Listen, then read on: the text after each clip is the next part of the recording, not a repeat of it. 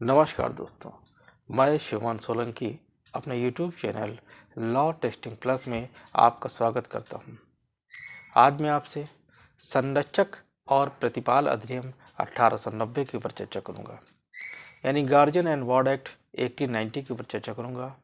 और इस चर्चा को मैं आगे बढ़ाते हुए सेक्शन 7 से शुरुआत करूंगा, जहां पर यह बताया गया है कोर्ट्स की पावर के बारे में, यानी power of court to make an order as a guardianship. इन संरक्षकता के बारे में, न्यायालय के आदेश करने की शक्ति के बारे में इसमें चर्चा की गई है। यहाँ पर यह बताया गया है where the court is satisfied that it is for the welfare of the minor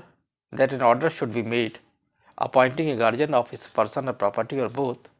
declaring a person to be such a guardian, the court may make an order accordingly। जहाँ के न्यायालय को समाधान हो जाता है कि माइनर का इसमें कल्याण है, यानी कि वेलफेयर है, तो वहाँ उसके शरीर या संपत्ति या दोनों के लिए संरक्षक को नियुक्त करने वाला अथवा किसी व्यक्ति को ऐसा संरक्षक घोषित करने वाला आदेश किया जाएगा जहाँ न्यायालय तद अनुसार आदेश कर सकेगा। क्लास 2 में बताया गया है an order under this section shall implied the removal of any guardian who has been appointed by will और अदर इंस्ट्रूमेंट और अपॉइंटेड और declared by the court. Class 2 में ये बताया गया है कि धारा के अधीन जब कोई आदेश किया जाएगा तो ये विवेचित होगा कि कोई भी संरक्षक जो कि विल के द्वारा या फिर अन्य किसी डॉक्यूमेंट के द्वारा नियुक्त किया गया है या इसके पहले न्यायालय के द्वारा नियुक्त या घोषित किया गया है, तो वो हटा दिया गया हुआ समझा जाएगा। अब क्लास 3 में क्लास 2 के ऊपर भी एक राइडर लगा दिया है, जहाँ पर यह बताया गया है where guardian has been appointed by will और अदर इंस्ट्रूमेंट और अपॉइंटिंग और डिक्लेयरिंग बाय द कोर्ट और order under this section appointing और डिक्लेयरिंग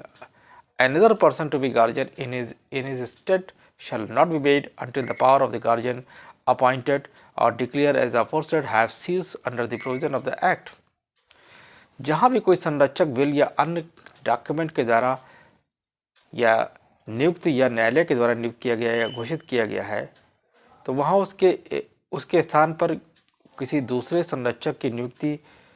इस धारा के अधीन तब तक नहीं की जाएगी जब तक पहले के द्वारा कोई नियुक्त है या फिर घोषित संरक्षक है, उसकी जो शक्तियाँ हैं उनको इस अधिनियम के अन्य उपबंधों के अधीन उसको सीज ना कर दिया गया, यानी विरित ना कर दिया गया हो।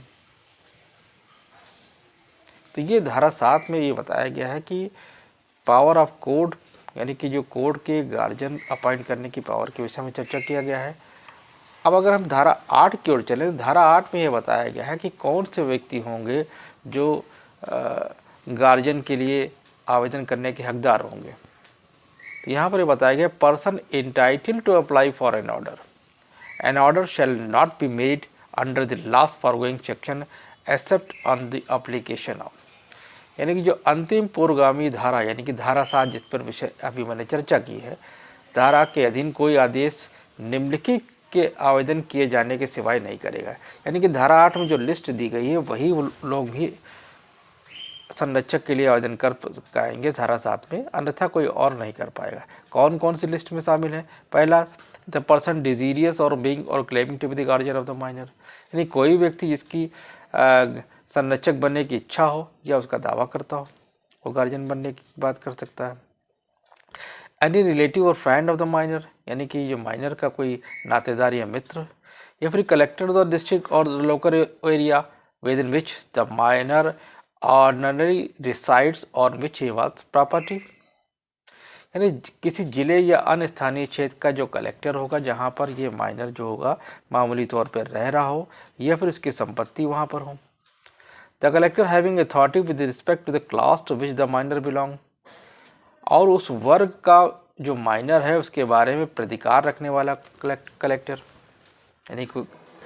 माइनर जिस वर्ग का है उस विषय में कलेक्टर को अगर कोई अथॉरिटी है तो वो कलेक्टर भी यहाँ पर धारा 7 में आवेदन कर सकता है संरक्षक बनने के लिए। तो अभी आपने देखा कि मैंने आपसे चर्चा की धारा 7 और धारा 8 संरक्षक और प्रतिपाल अधिनियम 1890 के ऊपर। धारा 7 में बताया गया है कि गार्जियन अपॉइंट